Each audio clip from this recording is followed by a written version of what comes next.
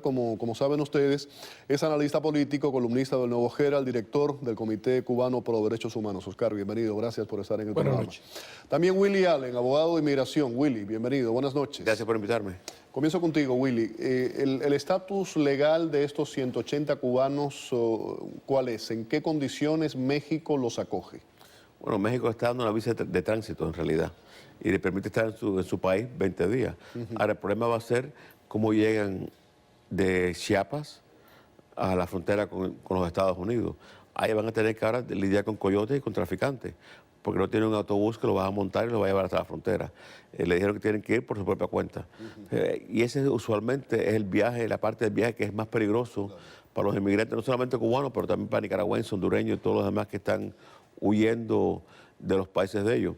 Entonces, lo que va a pasar es, si ellos llegan y logran llegar a los Estados Unidos, pues son detenidos en la frontera, tienen que pedir asilo político. Y quiero estar claro en eso. Ellos no pueden decir, vengo aquí y quiero que me dejen entrar para que un año, un día tenga el ajuste cubano. Ahí quería ir, porque se dice que por la ley decir, pies secos, pies mojados. Pero pies secos, pies mojados le permite una entrada.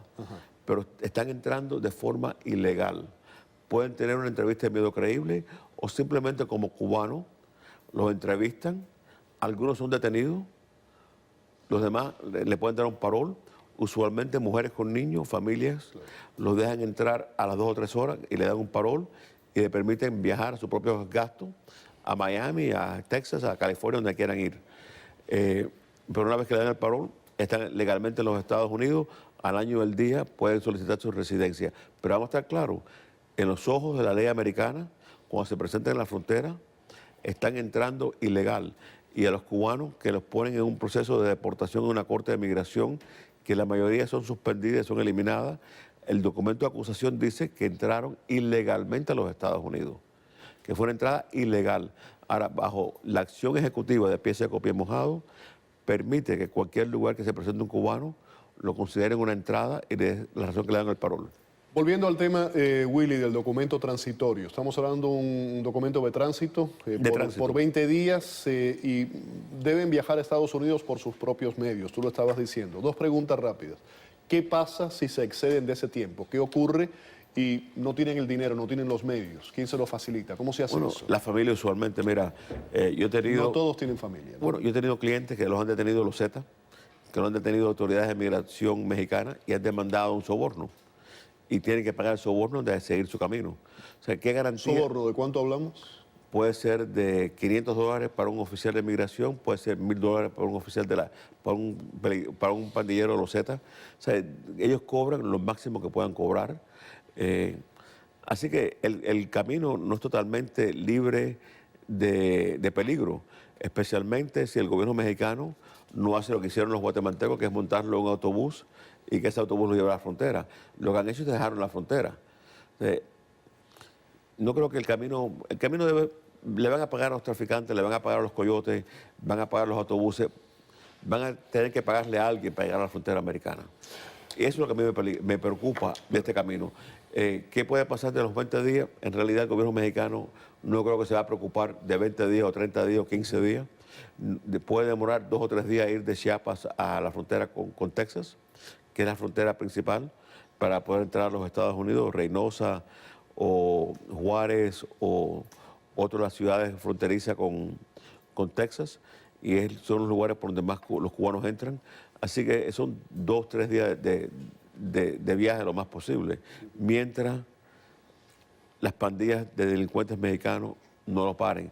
Como tienen el documento de tránsito, las autoridades de México no deben detenerlo, porque muchos de los otros cubanos que eran detenidos por las autoridades migratorias mexicanas era porque estaban ilegales en México. Habían cruzado desde un punto ilegalmente a México. Entonces los detenían, pagaban el soborno, le daban un pase de 48 horas para llegar a la frontera con los Estados Unidos. Esto es un gran negocio. Esto es un gran negocio. Estas personas, desde que salen de Cuba, están pagando. Y para la carta de invitación de Cuba, lo que tengo entendido, que puede ser de Cuba a Ecuador, la carta de invitación costaba de $2,000 a $4,000. El camino de Ecuador a la frontera con México puede haber costado de $5,000 a $15,000 más, dependiendo de las personas y cómo estaban siendo traficados. Esto es un gran negocio donde ha habido mucho dinero que se ha gastado en este camino. Por eso es que tú oyes familiares que han dado dinero, personas que han vendido todo lo que tienen en Cuba. Es un tráfico de humanos, en este momento es como un Mariel a pie, que se ha convertido lo que está ocurriendo. Un Mariel a pie. La mayoría de estos cubanos salió de Cuba legalmente rumbo a Ecuador. Desde ahí se fueron movilizando, algunos por aire, por mar, por tierra, a través de Colombia, Panamá, hasta llegar a Costa Rica. Vamos a escuchar declaraciones del canciller de Costa Rica. ¿Cómo están? ¿Cómo se sienten? ¡Felices! ¿Contento? Excelente. Pues yo, en nombre del gobierno de Costa Rica y del señor presidente y el mío propio, por supuesto, quiero desearles muy buen viaje, no solo en el que inician ahora en esta vía aérea, sino en el viaje de la vida. Que hubiéramos querido que esta salida se les hubiera habilitado antes, pero como lo dijimos muchas veces, no dependía solo de nosotros, dependía de la voluntad de otros países y dichosamente se encontró esa voluntad en el caso de El Salvador, en el caso de Guatemala, en el caso de México e inclusive, aunque no van por esa vía, en el caso de Honduras también. Bueno, eso es lo que dicen públicamente los funcionarios, los políticos, y como sabemos, los políticos son políticos, ¿no? Sin embargo, algunos de estos cubanos tienen sus dudas, tienen sus sospechas de si realmente se van a cumplir los planes tal y como se les dijo originalmente. No, me siento bien, me siento feliz, porque ya me voy ya. Estoy bien contento. Aunque dejo a mi hermano aquí, pero sé que él se va pronto también. Es duro porque estamos lejos de casa, porque dejamos mucha gente querida detrás, y es duro también por perder a nuestro padre. Hacía menos de un año que habíamos perdido a nuestra madre también. Es duro.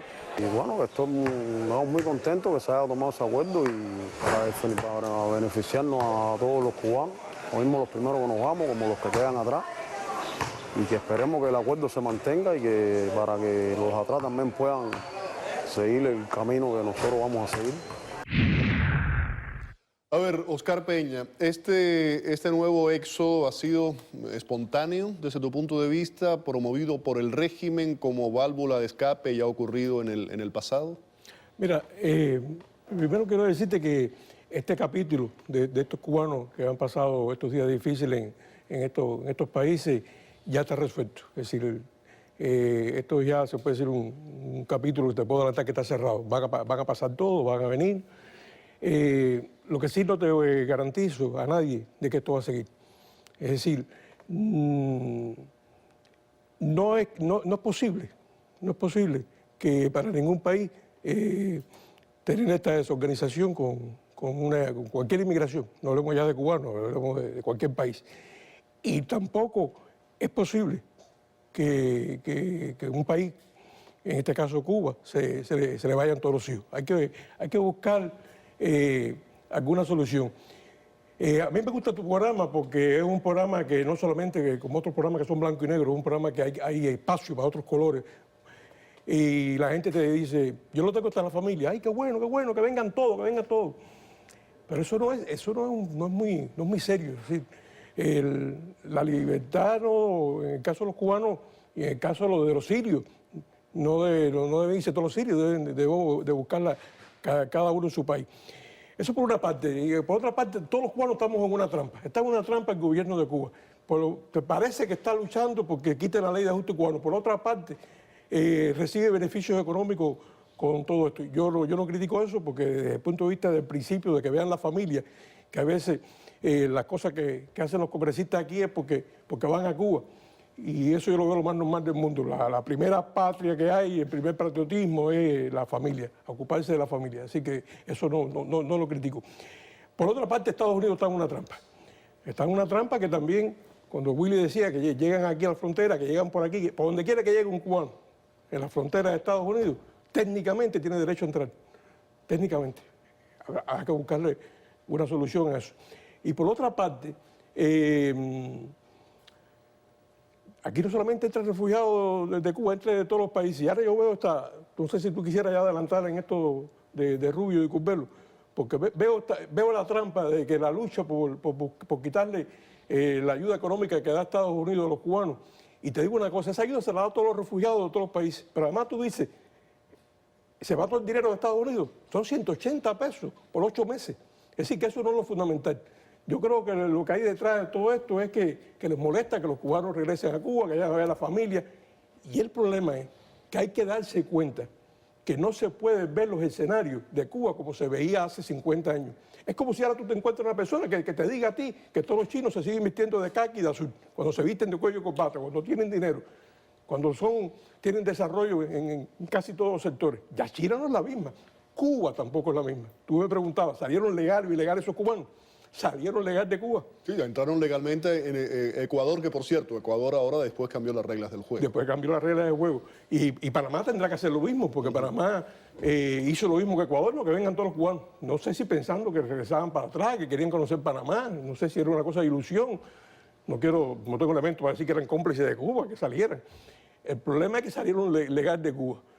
Y entonces tenemos que darnos cuenta que ya el escenario no es lo mismo que cuando un político te dice, no, el perseguido político. Mira, el perseguido político en Cuba, el que tenga un problema, hay un programa en Cuba para los refugiados políticos que salen, que los atienden aquí, como existe para todos los países. Es decir, pueden quitar la ley de ajuste cubano y hay un programa para refugiados políticos. El tema de la ley de ajuste cubano, quiero ir con Willy también y creo crear no el debate, ¿no? La conversación entre ustedes dos con relación a la ley de ajuste cubano y los beneficios. Son separados, van separados. Los beneficios no van junto con la ley. No son parte de la ley. No es parte de la ley, es lo que estoy diciendo. Lo que está proponiendo Curbelo, conozco más la de Curbelo que lo que dijo Marco Rubio, es que no se le dé beneficios si no dicen que son perseguidos políticos y que vienen por motivos políticos a los Estados Unidos. Vamos por partes. Hasta cierto punto, yo llevo como 3 o 4 años. Pero perdóname, Willy, perdóname. Él hablaba y él decía que eso tal vez había llegado no en un buen momento. Es sobre los beneficios. ¿Es un tema económico? ¿Es un tema ético, moral? De todo. Mira, yo llevo, francamente, como 4 años abogando que se elimine toda la ayuda económica que se le da a las personas que entran bajo palabra, que le dan un parol en la frontera o que entran de Cuba con parol. ¿Por qué? Explícame. Te digo por qué. Porque hasta cierto punto vamos a empezar con las 20.000 visas que otorgan a Cuba. Si tú entras de Cuba con una petición familiar, pero no hay números para tu residencia, tú entras con un parol. Ese parol te permite que al año del día te legalice por el ajuste cubano. Tú te legalices por el ajuste cubano, el pariente que te trajo a ti, que si te tiene que traer de cualquier otro país, tiene que mantenerte y asegurar que tú no seas carga pública, ya no tiene que ver contigo, porque el ajuste cubano no requiere un factor económico para poder legalizarte. Entonces, ¿qué ocurre? Que estas personas que entraron por reclamo familiar se legalizaron como cubanos y pueden recibir ayuda económica. Y es más que el ajuste cubano, aunque no es parte de la ley, sí te da cierta ayuda económica por varios años. Y si tú logras obtener una carta de un psiquiatra o de un médico que tú no puedes aprender inglés a los 5 años, te da ciudadanía que te garantiza una ayuda permanente. Yo estoy opuesto a que le den esa ayuda a las personas que entren de Cuba que no van a trabajar aquí, que son los adultos, que vienen a retirarse aquí, las personas de la edad mía, que no van a trabajar. Ellos vienen a retirarse en los Estados Unidos. Yo no creo que es moral, es legal, pero no creo que es ni moral ni ético que le paguemos el retiro a cubanos que fueron parte de un sistema, que no son disidentes, no fueron presos políticos, no fueron oponentes del gobierno de Cuba, fueron parte de la maquinaria cubana, fueron maestros, profesores, fueron parte de la maquinaria que mantiene el gobierno activo, y si vienen a retirar a Miami, no creo que moralmente le deben dar esa ayuda. Las personas que entran por la frontera ahora no vienen pidiendo asilo, vienen como han venido muchos cubanos, que en realidad el asilo político es muy difícil ganarlo, y muy pocos cubanos han podido ganar asilo político, muy pocos, porque no pueden demostrar una persecución en Cuba por sus ideas. Entonces, muy pocos cubanos han ganado asilo. Del año 66 al año 96, muy pocos cubanos ganaron asilo, por eso tuvieron que legalizarse bajo una cara. Entonces, el problema del asilo es diferente a lo que es la ley de ajuste cubano. La ley de ajuste cubano no requiere que tú seas refugiado, pero yo sí creo que es un error estar dando ayuda económica a las personas que entran bajo parol, que han entrado ilegal a los Estados Unidos. Tienen un beneficio enorme. Le dan la habilidad de con el parol obtener un permiso de trabajo.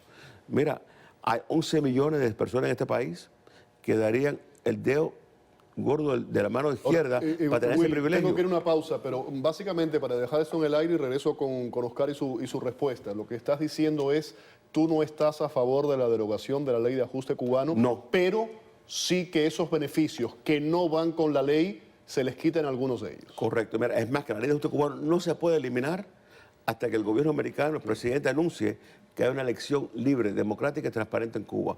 Para mí es muy importante que la ley de ajuste continúe en efecto, porque es una ley que demuestra que Cuba sigue siendo una dictadura.